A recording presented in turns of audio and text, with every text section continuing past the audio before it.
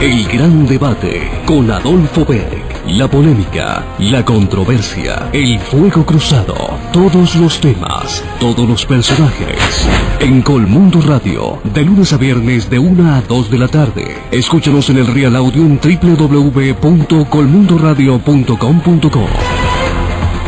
Bienvenidos.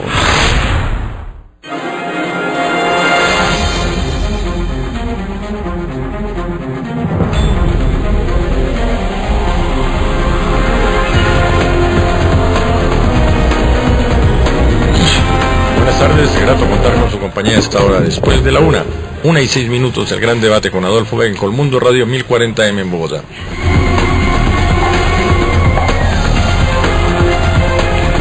Estamos en las redes sociales, en Twitter, @el gran debate, en Facebook, Adolfo Beck. Todos los archivos, tanto de radio como de televisión, los encuentran en el canal YouTube Adolfo Beck.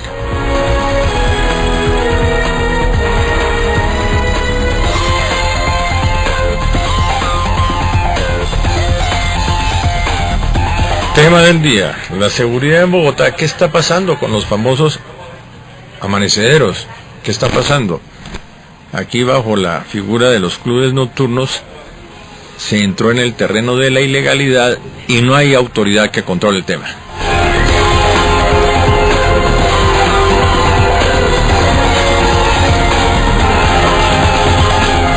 Invitado especial, el doctor Guacero, el hombre que manejó la seguridad en el distrito durante 2 alcaldías, ¿no? 3 alcaldías. ¿3 alcaldías? La alcaldía de Mocus, Peñalosa, Mocus. Mocus, Peñalosa, Mocus, segunda parte, y ahora asesor nacional e internacional en el tema. Sí, estoy trabajando con la alcaldesa de Barranquilla en estos temas, y seguramente, ojalá se pueda, con el gobernador del Meta.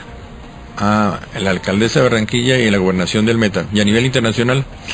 Estuve trabajando hasta hace poco con Honduras y estoy haciendo un trabajo para República Dominicana. Me imaginé cuando vi la noticia de no hay bala perdida, que eso es obra del doctor Guacero. Sí, que conozco sus frases, ¿Sí? ¿Sí hay una relación? No, ahí. No, esa frase no es mía. Pero ya, casi que tiene paternidad. En un programa anterior, las balas perdidas llegan a los pulmones. No, la frase en ese momento era de quienes disparaban al aire. Sí.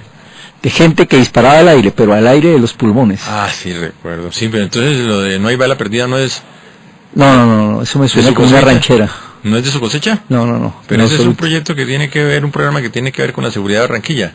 Pues es un proyecto que la alcaldesa ha venido liderando ya hace algún tiempo, y está orientado a llamar la atención del respeto a la vida, a la integridad y sobre todo el respeto a la convivencia. O sea, Barranquilla se ha caracterizado por ser una ciudad en donde los niveles de violencia eran muy bajos, sobre todo la violencia interpersonal. Hoy hay fuertes problemas con temas de riñas, y como a veces hablábamos con la alcaldesa, uno hace algunos años, cuando visitaba Barranquilla hace mucho tiempo, yo veía que los barranquilleros discutían con mucho ahínco, mucha fuerza, utilizando las expresiones manuales, y la mano, el rostro, el cuerpo, pero no se agredían en absoluto. Cuadro, ¿qué te pasa? Por eso, y en cierta manera a veces es agresivo la palabra y con muy fuerte, y a veces con alguna grosería, pero no pasaba nada, ¿no? Eso lo describe muy bien Sánchez Juliado en el Flechas. La mamá, dice, la profesión de la mamá peleóloga. La niña Julia. Pero no se pasaba las manos, no se pasaba a agredir al otro. Desafortunadamente en los últimos tiempos se ha venido presentando una serie de problemas, de atentados contra la propia vida, pero están muy mal ligados al fenómeno nacional del tema de microtráfico, que ya es gran narcotráfico, y temas de extorsión y negocios que manejan los grandes grupos criminales. Eso le ha tocado vivir una serie de oleadas. Después la marihuana y ahora el narcotráfico. Pero un poco más hacia Magdalena, realmente se dieron los fenómenos de narcotráfico. Barranquilla, digamos que durante la época dura del narcotráfico fue una ciudad que no fue tocada. Seguramente por los puertos salen, como todos los puertos puede salir algo, pero no hubo la presencia fuerte de narcotraficantes o paramilitares que tuvo el Magdalena, por ejemplo, o otros departamentos de la costa. Bueno, pasamos inclusive presencia guerrillera muy poca. del tema de Barranquilla. A nivel nacional, ¿cómo está la seguridad? ¿Cómo ve la seguridad a nivel nacional? Pues las cifras, digamos, yo en esto sí creo en las cifras, básicamente en las cifras que maneja medicina legal. Diferente a las que maneja la policía. Digamos, porque medicina legal tiene la característica, con una presencia muy grande en el país, tiene la característica que finalmente determina causa de muerte. O sea, cuenta con el cadáver y después de la necropsia realmente determina qué fue lo que sucedió. Entonces ahí ya uno encuentra un rigor científico y un buen análisis respecto a las cifras. Si uno se atiene a las cifras, que en este momento está entregando el Instituto Colombiano, el Instituto de Ciencias Forenses de Medicina Legal, la verdad es que sí ha venido cayendo el homicidio. Inclusive el proceso de deterioro de la caída del homicidio comenzó en el año 2009. Por primera vez después de casi 7 años de gobierno del presidente Uribe, en el año 2009 aumentó la violencia en Colombia. Y aumentó por encima de casi el 15% de los homicidios en ese momento. Luego el 2010 vuelve y baja, no tanto como estaba en el año 2008. Y a partir del 2011 ha venido una tendencia también a la baja. Entonces en el acumulado está bien, algunas ciudades no tanto, pero en el acumulado nacional está bien desde el punto de vista de violencia. Ahora, con relación a los demás delitos, el accionar de la guerrilla ya venía también desde el año 2008-2009 deteriorándose. O sea, el país no es que lo recibió, y allí quiero ser claro.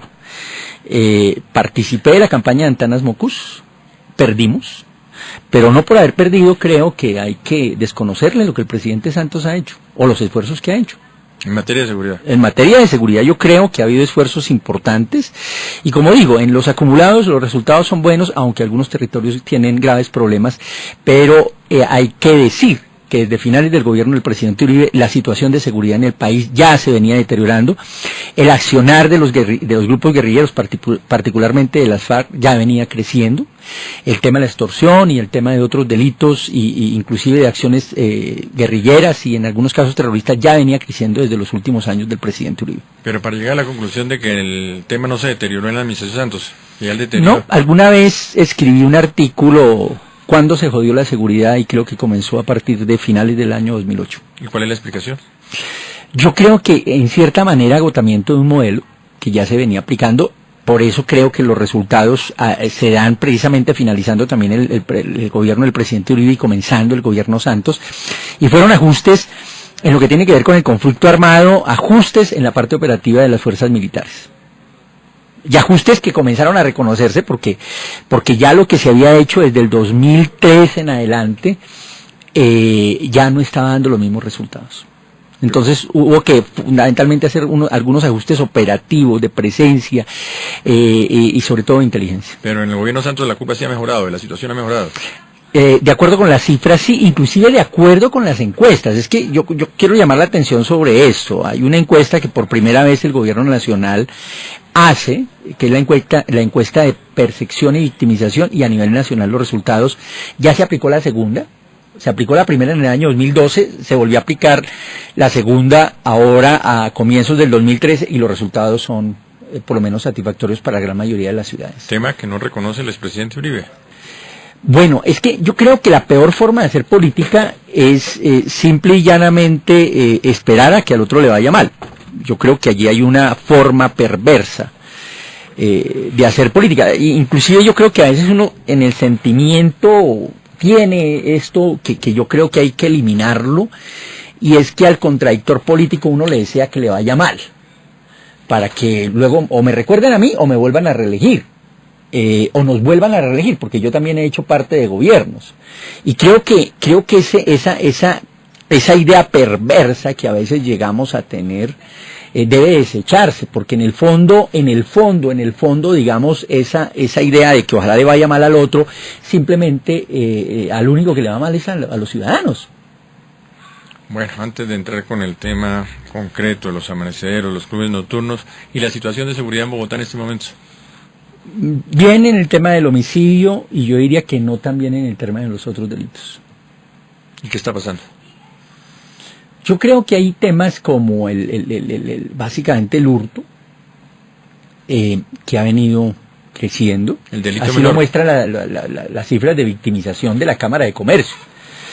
Y particularmente en lo que tiene que ver con robos celulares. Y ahí hay un planteamiento que algunas autoridades a veces desdeñan, y es que dicen, no, que el robo de celular es una cosa menor.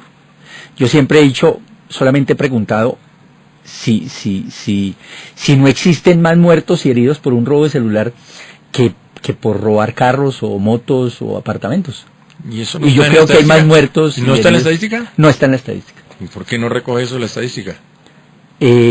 No está en las estadísticas oficiales que nos entregan ni Medicina Legal ni la policía. Falta de otra rigor manera científico. discriminado. Falta de rigor científico.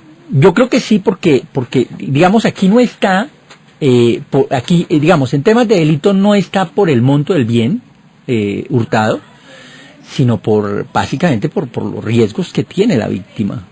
Y en lo que tiene que ver con lesionados. Y yo creo que deben haber más lesionados y muertos por robo de celulares que por robo de carros. Se necesita un cambio en la metodología. Se necesita un cambio también de atención a estos temas. Y yo creo que también, y no es solamente un tema de gobierno, ni un tema de Estado, yo creo que aquí ha habido irresponsabilidad de las empresas prestadoras de servicios de telefonía celular. Ah, sí. Si le roban a uno un celular y una persona llega y lo pasa a otra compañía sin ningún problema. No, sin ningún problema. Ya, además, fíjate que, y eso lo verificamos en Honduras, ellos tienen la posibilidad a través de todos estos mecanismos de detectar dónde están los celulares, ya sobre esos celulares de muy buena tecnología. Y en algunos casos ellos podrían contribuir con la justicia para poder detectar, por ejemplo, paseos millonarios y detectar posibles secuestros o robos de carros o otras cosas. Recuerdo que en el pasado a nosotros nos sirvió mucho el apoyo de una compañía cuando a una compañía le robaron 3 carros llenos de mercancía, y en uno de esos carros iba un celular, y lo que nos dio las señales, esa propia compañía nos dio las coordenadas saliendo por la autopista sur, y se pudieron detener los 3 carros. Pero ahí hubo, yo diría que sentido social por parte de esa compañía. Inclusive lo que le iba a comentar en Honduras. En Honduras, una compañía de celulares apoyó a las autoridades en la liberación de una persona secuestrada. Porque parece que el celular estaba prendido y dieron con el lugar. Lo que sucede es que la persona secuestrada era hijo de uno de los directivos de esa empresa de telefonía móvil. Eso depende de la situación. Depende de la víctima. Depende de la víctima. Tenemos un caso concreto y reciente en Colombia. Bueno. El señor de la DEA. No, yo creo que se hizo muy bien el trabajo, pero eso demuestra, demuestra la capacidad y demuestra que sí es que posible, se puede hacer. Se puede acabar con esas bandas, y que esa misma inteligencia que se le aplicó al desafortunado asesinato del agente de la DEA se puede aplicar con cualquier ciudadano. ¿Y por qué no se replica? Pues se repite eso con todos los ciudadanos, todos no, los seguramente se hace. El paseo millonario. Seguramente se hace, pero no se difunde, y ahí podría estar el error. Pero seguramente no se hace con la misma constancia que se hizo en ese caso. No, la gente se queja, ¿sí? Porque hay víctimas de primera, segunda y tercera categoría. Usted lo acaba de señalar, en el caso de Honduras y en el caso de Bogotá y en el caso de Colombia. Ese es, digamos, una diferencia grande. Y yo creo, y Adolfo puede apostar, que en pocos meses los clubes nocturnos, mal llamados clubes nocturnos, van a seguir funcionando sin que pase nada. Pero es de vieja porque nos olvidamos, claro que es de vieja data. No hay autoridad que controle el tema. No, inclusive tengo que reconocerlo, esto venía de los últimos años del último gobierno de Antanas. ¿Y qué pasó? Esto tiene una historia particular. Nosotros restringimos el horario de establecimientos nocturnos a la 1 de la mañana en diciembre del año 1995. Hasta cerca del año 2000, la ciudad realmente acató la medida, pero no la acató porque quiso, no solamente porque quiso. Muchos empresarios, desde luego, de la vida nocturna de Bogotá, contribuyeron a que eso se diera, pero otros tantos querían birlar la medida.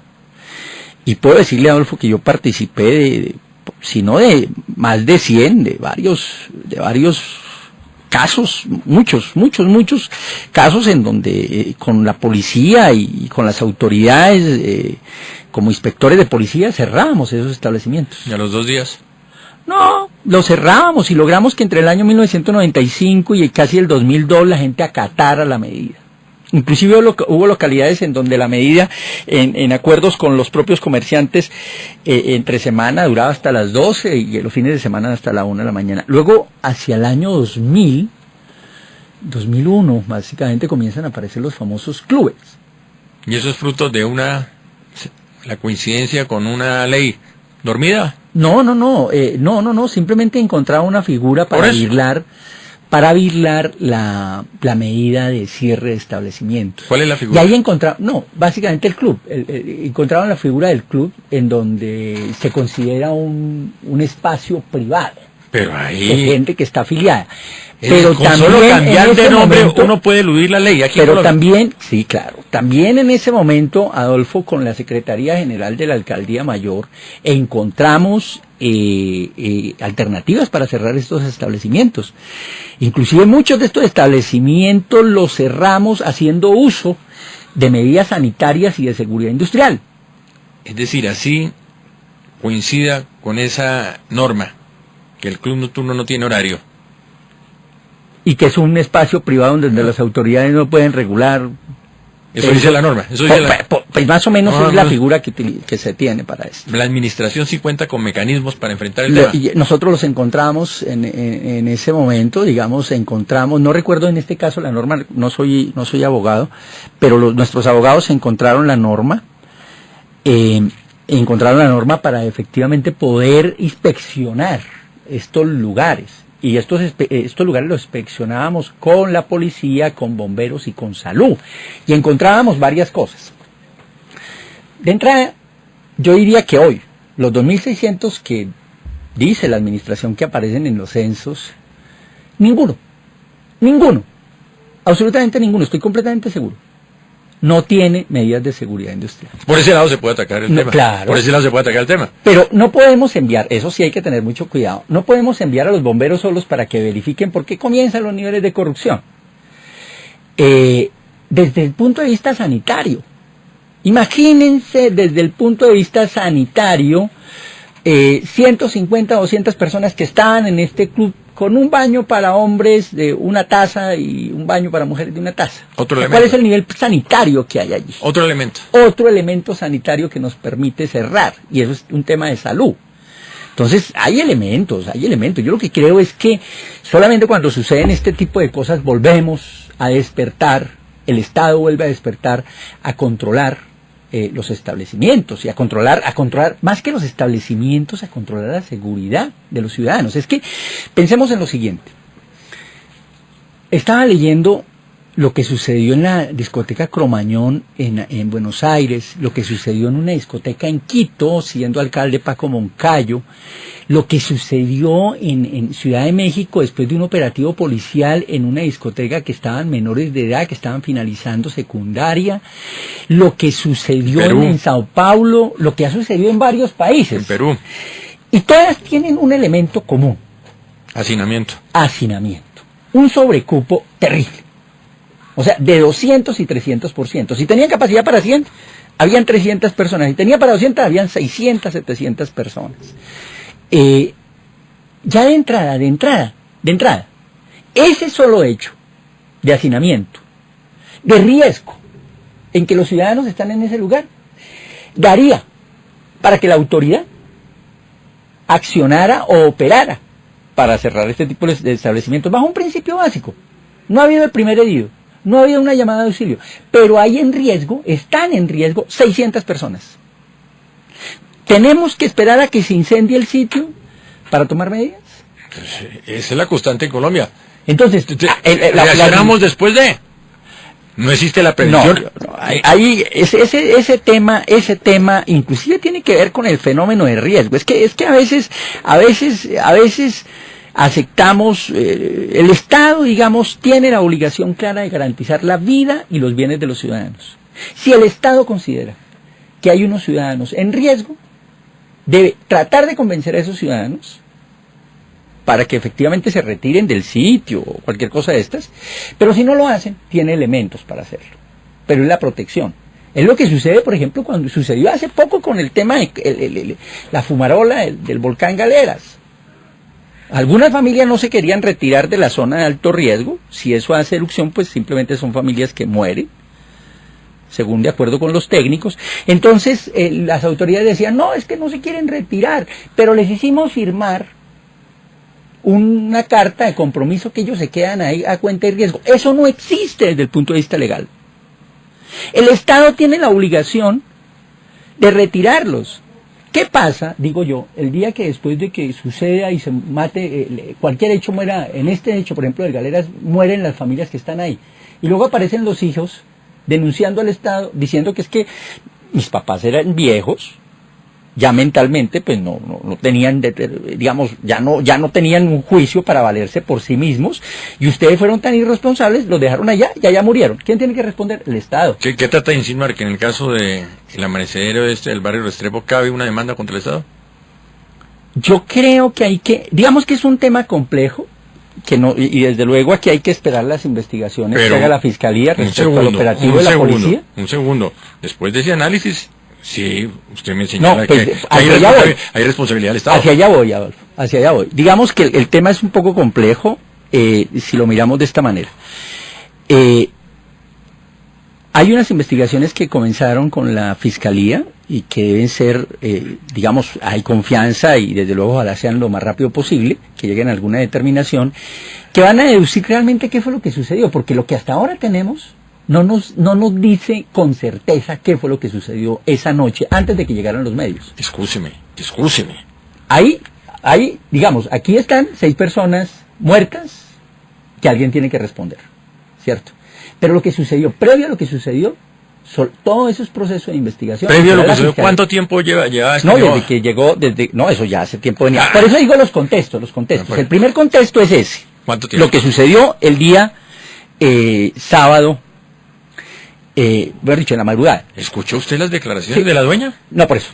Pero eso la van a cruzar con las declaraciones de la gente que estaba al interior, con declaraciones de cada uno de los policías, con declaraciones de los testigos, con las pruebas que se recogen en el lugar, y la Fiscalía va a llegar a una conclusión. Ese es el primer elemento. El segundo elemento es que detrás de ese hecho no está solamente el momento en que sucedió este hecho lamentable de las 6 personas muertas, sino está todo un retraso administrativo que no hizo absolutamente nada por solucionar un problema que era un problema para los vecinos y un problema de seguridad para las personas que frecuentaban ese sitio. Eso que usted llama diplomáticamente retraso administrativo, que es ausencia de autoridad, se presenta no solo en ese, sino todos los clubes, no todos esos amanecederos. Usted lo acaba de señalar. Yo diría que en los amanecederos e inclusive en algunos establecimientos abiertos al público nocturnos. Exacto. Entonces, ¿dónde está la autoridad?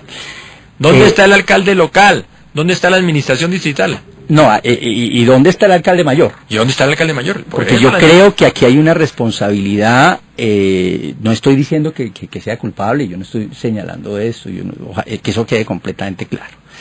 Yo lo que estoy diciendo es que hay una responsabilidad administrativa, política y administrativa de la ciudad, y esa responsabilidad legal y constitucional recae sobre el alcalde.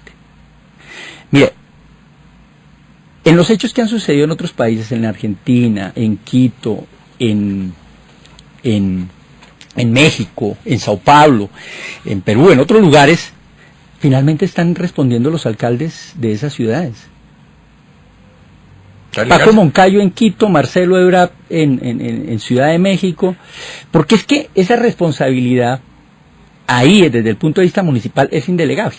Para usted, el alcalde Petro tiene que responder. No, digamos que la administración tiene que responder y tiene que decir qué estaba haciendo con relación a todo este tipo de establecimientos. No estoy señalando a la administración con relación al operativo de los días anteriores. Simplemente estoy hablando de unos riesgos que existen y existieron y tienen hoy 6 personas muertas porque ese lugar no tenía ni salida de evacuación de emergencia, era un lugar con una escalera completamente inadecuada, una puerta muy pequeña y en donde estaba completamente hacinado. La pregunta es, ¿qué había hecho la administración? Entonces viene una respuesta. Para solucionar, o por lo menos garantizar que este tipo de establecimiento tiene seguridad para los usuarios de los mismos. Si al establecimiento lo sellaron, lo cerraron varias veces, 7 u 8 veces, ¿y por qué seguía funcionando? Bueno, hay hechos reales, y es que en muchos casos los propios propietarios, una vez lo cierran y le cancelan el funcionamiento, cambian de nombre, vienen cambiando el nombre hace tiempo, lo vienen utilizando, y hay que buscar una norma que sancione más que el nombre del establecimiento, el inmueble. O sea, en ese inmueble, sancionado, no vuelve a operar ningún tipo de... ¿No existe la norma? No, eso sí no existe. Entonces es un vacío legal terrible. No, sí, ese es un vacío legal que existe, y por ahí se evaden, y evaden muchas de las decisiones que toma la administración, algunas... Eso es como cambiarle la placa a un carro y elude una responsabilidad del accidente, del hurto, del atraco con el carro. Nosotros teníamos, recuerdo, 1, 2, 3 lugares que tenían esa connotación, y tras largos meses de trabajo continuo los cerramos hasta que finalmente los clausuramos realmente. Pero fue un trabajo digamos, de constancia, porque es que estos lugares, estoy completamente seguro que muchos de estos lugares producen muchos problemas, riñas, lesionados y en algunos casos muertos cada fin de semana. Eso se sabe, pero sí hay ausencia de autoridad, además del vacío legal. No, yo creo, y de veras, yo tengo que decirlo aquí, en la evaluación que se hizo con la veeduría sobre los temas de seguridad, encontramos que después de 2 años, después de 2 últimos gobiernos que no asumieron el tema de seguridad con liderazgo, el alcalde Gustavo Petro lo ha venido asumiendo, y eso es importante para los temas de seguridad, eso tengo que reconocerlo, pero en este caso que particularmente se ha venido dando, realmente hay varias cosas que a mí me llaman la atención. Es que tal y como luego se dieron las declaraciones, tanto del alcalde a través de Twitter, como de las propias autoridades, lo que uno siente es que no hay coordinación. O sea, la administración señala desde el primer segundo y culpabiliza desde el primer segundo a la policía sin ningún tipo de prueba, y sin ninguna investigación previa. Pero también hay que tocar ese tema, esa variable, la policía. No, claro. También hay que tocar esa variable. La señala, no hay, digamos, como un nivel de coordinación, no para ocultar, porque de eso no se trata. De lo que se trata es precisamente de mirar qué fue lo que sucedió. Porque es que yo durante 9 años tuve la posibilidad de coordinar todo el tema de seguridad con otras autoridades, secretario de gobierno y los alcaldes respectivos y otras autoridades de policía y de justicia. Y lo que tengo que decir es que durante todos esos 9 años trabajamos en equipo. El jefe de la policía, el jefe de la policía es el alcalde. Sí. El jefe de la policía es el alcalde. El jefe de policía, inclusive desde el punto de vista de órdenes, dice la Constitución que la policía obedecerá las órdenes que el alcalde transmita a través de su comandante. ¿Y por qué se trabaja como la policía, como un agente externo de la administración? Bueno, es también cultural, y porque algunas autoridades, primero, algunas autoridades administrativas, locales, municipales, no asumen esa responsabilidad, y segundo, porque hay algunas autoridades de seguridad y justicia que no le reconocen el papel que constitucional y legal tiene Eso se vio en el paro agrario. Eso se vio en el paro agrario. Pues imagínense, es que ¿dónde están los gobernadores y dónde están los alcaldes detrás de toda esta crisis que ha tenido el país? Pero es que eso también tiene su origen, ¿no? Desde hace unos años se han dedicado algunas personas a desmontar todo el proceso de descentralización, a irle eliminando cada vez más las funciones que que tienen los alcaldes, las funciones constitucionales y legales, a no reconocérselas, a pasar por encima. Y yo creo que en temas de descentralización, y hay que decirlo, desde la época del presidente Uribe con sus consejos comunitarios, pasó por encima de la autoridad que tenían los alcaldes y gobernadores. Retomemos el caso de los amaneceros. Vacío legal. La administración no reconoce que el alcalde es el jefe de la policía. No. En sus declaraciones lo que va a entender es un problema de la policía. Es lo mismo que alguna vez le sucedió a la alcaldesa de Neiva después de un secuestro de unos ciudadanos. Le preguntaron a los medios: alcaldesa, ¿qué pasó con ese secuestro? Y dijo: no sé, pregúntele a la policía. Cualquier ciudadano le hubiera podido decir a esa alcaldesa: señora, pero si usted es la responsable, usted es la que dirige este barco, usted es la que lleva el timonel, ¿cómo es que usted no sabe qué sucede en esta ciudad? Y esa es la respuesta también para el secretario de gobierno Guillermo Alfonso Jaramillo. No, yo realmente no creo que esta administración está haciendo esfuerzos, pero creo que todavía hace falta un nivel de coordinación con las autoridades de policía y justicia. Pero no sé. Y ahí se requiere mucho más liderazgo del que actualmente tiene el alcalde Gustavo Petro. Pero en este caso hay que establecer responsabilidades. Será no la solo propia en investigación. Será la propia investigación la que determine hasta dónde va a llegar, las responsabilidades administrativas, políticas y penales. Salga usted esta noche, doctor Guacero. Los amanecederos, los clubes nocturnos siguen funcionando en Bogotá. Con todo este tipo de irregularidades que usted señala. ¿Sabe, Adolfo, que si volviera a ser subsecretario de Seguridad, promovería en esta ciudad una subsecretaría nocturna? Porque si esta es una ciudad que se debe administrar las 24 horas del día. Pero entonces no una subsecretaría, un alcalde nocturno. Yo diría que alguien que esté respondiendo por el tema de la seguridad. Pero son las 24 horas del día, porque es que ese es el tema. Inclusive, tengo que decirlo con orgullo, la manera como trabajábamos con las autoridades de policía eran las 24 horas del día. Yo recuerdo en épocas aciagas de terrorismo en Bogotá, recibiendo llamadas del comandante de la policía de Bogotá o del comandante operativo, quien estuviera, de lo que estaba sucediendo en ese momento, y levantarme a trabajar con ellos a cualquier hora de la mañana y determinar si levantábamos o no al alcalde por lo que estaba sucediendo. Pero la ciudad hay que controlar las 24 horas del día y se requiere no solamente la función de la policía, sino la función desde luego administrativa, porque es que los hechos graves no solamente se presentan durante el día. En cualquier momento de las 24 horas del día, de los 365 días del año puede suceder algo terrible y hay que tener una estructura administrativa para dar respuesta a los ciudadanos, porque los ciudadanos lo que quieren es dormir tranquilos, los ciudadanos lo que quieren es salir a disfrutar tranquilos, los ciudadanos lo que necesitan es que se les garantice la seguridad, y en ese sentido los esfuerzos deben ser de todas las instituciones y no solamente de la policía. ¿Qué insinúa? ¿Que no hay el suficiente control en las horas de la noche en Bogotá? No, yo creo que la policía cumple con su tarea, la policía cumple con su tarea desde el punto de vista de seguridad.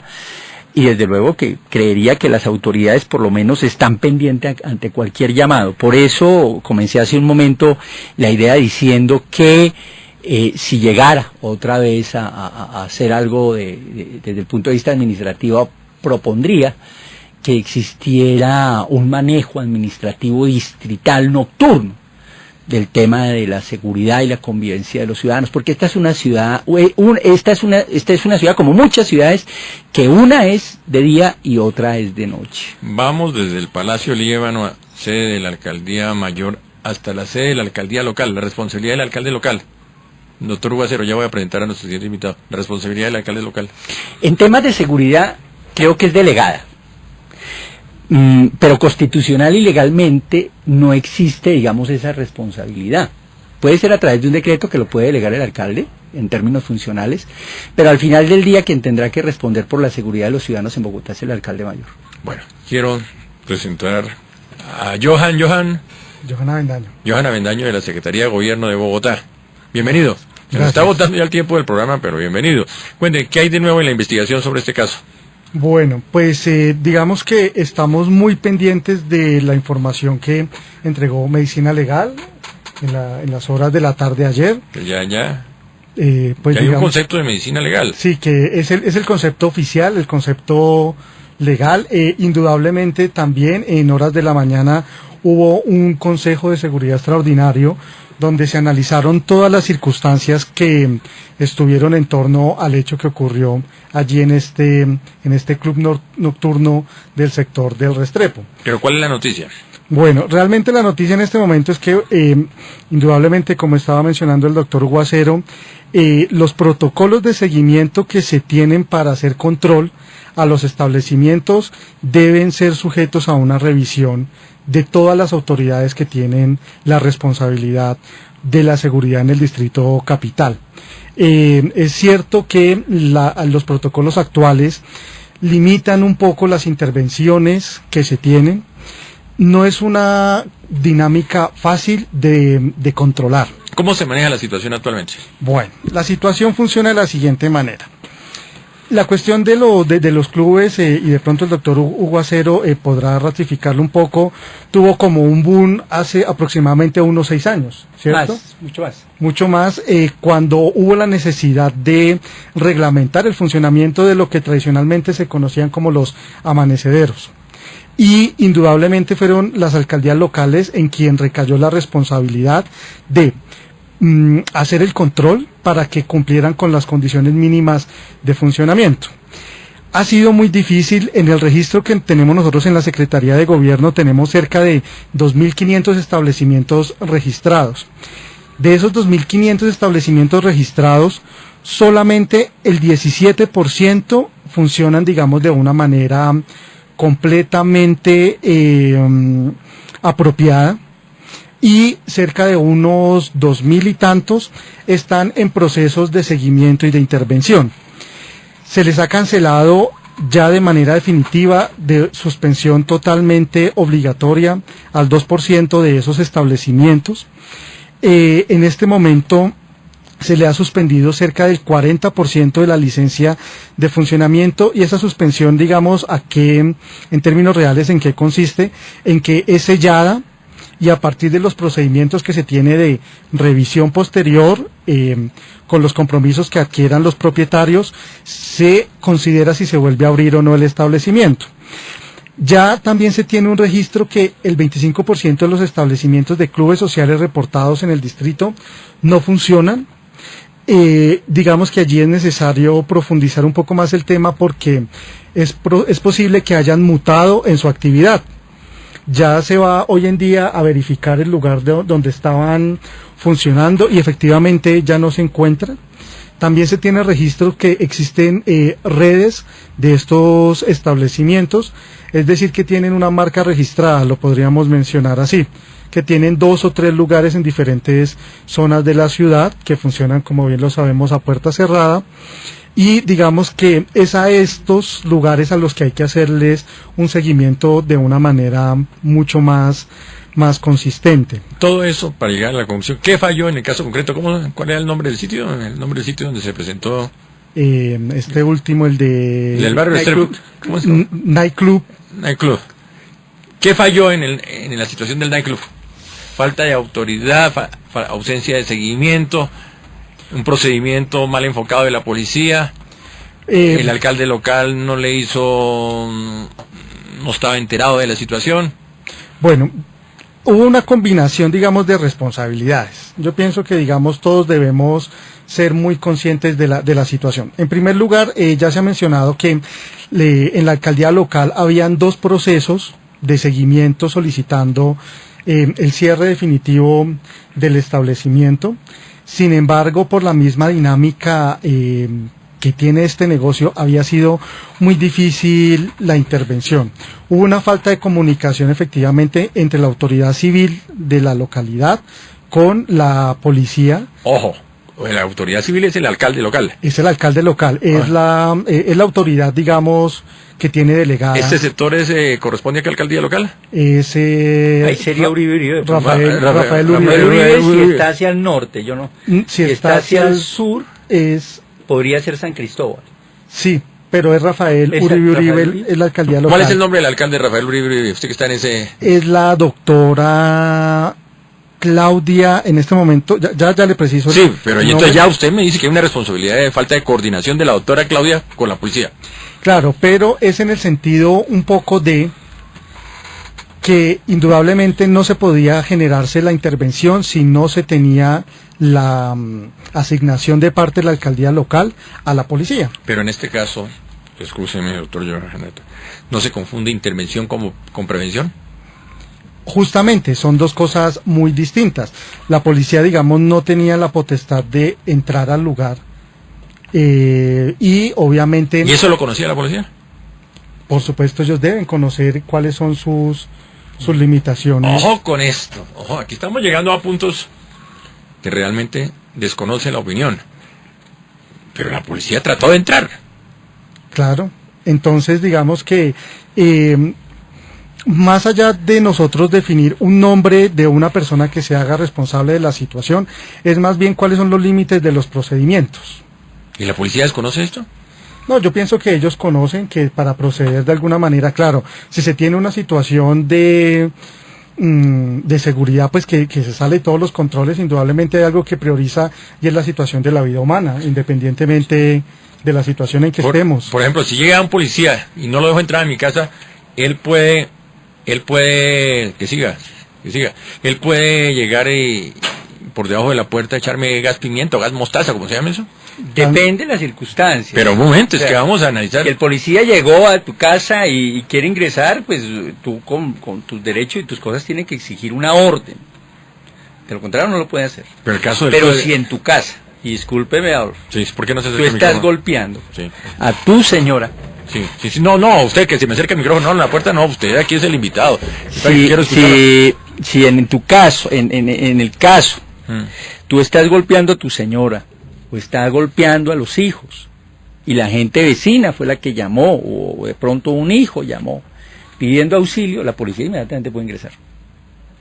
Y si no lo dejo entrar, ¿me puede echar gas pimienta por debajo? No. Hay yo procedimientos. es y eso ilegal, sí, la es policía ilegal. tiene unos procedimientos que, desde luego, es solamente esta institución las que los conoce y los puede operar. Pero no, Morillo, en temas de protección de la vida y de la integridad, no existe ningún sitio en donde la autoridad no pueda ingresar. Sí hay que proteger a los ciudadanos. Eso sí, el Estado está estructurado aquí y en la mayoría de países de esa manera. Está bien, y que es el caso de... Porque es que hay que protegerlo. O sea, uno no puede esperar a que recibir la orden de un juez esperando a que maten a la señora en la casa. Entiendo perfectamente la figura, pero si no lo dejan entrar, entonces ¿qué mecanismo utiliza? Pues la policía tiene sus procedimientos y eso se ha visto. Seguramente hasta puede tumbar la puerta. Pero En caso de que haya una solicitud de auxilio desde el interior. repito la pregunta, O en procedimiento... flagrancia alguien ingrese a Este ese procedimiento de echar gas pimienta o mostaza por debajo... No. ¿Se presentó un error por parte de la policía? Primero la policía El procedimiento, sí, claro. Sí, ya la indudablemente. Secretaría del Gobierno de la capital reconoce que se presentó un error en la actuación de la policía. Digamos que en el actuar de los agentes que por intentar resolver la situación no pudieron medir de pronto las consecuencias, yo pienso que también pecó el elemento humano de los policías que estaban allí actuando, porque ellos, viendo la situación del nivel de complejidad, debieron haber tenido un poco más de cabeza fría porque no midieron indudablemente las consecuencias de esta situación. Yo diría, y eso lo he pedido desde el primer momento que me entrevistaron en este caso, yo le pido a las autoridades y a los periodistas, porque si hay cierto afán por saber, siempre tenemos afán por saber qué fue lo que sucedió, que dejemos a la Fiscalía investigar.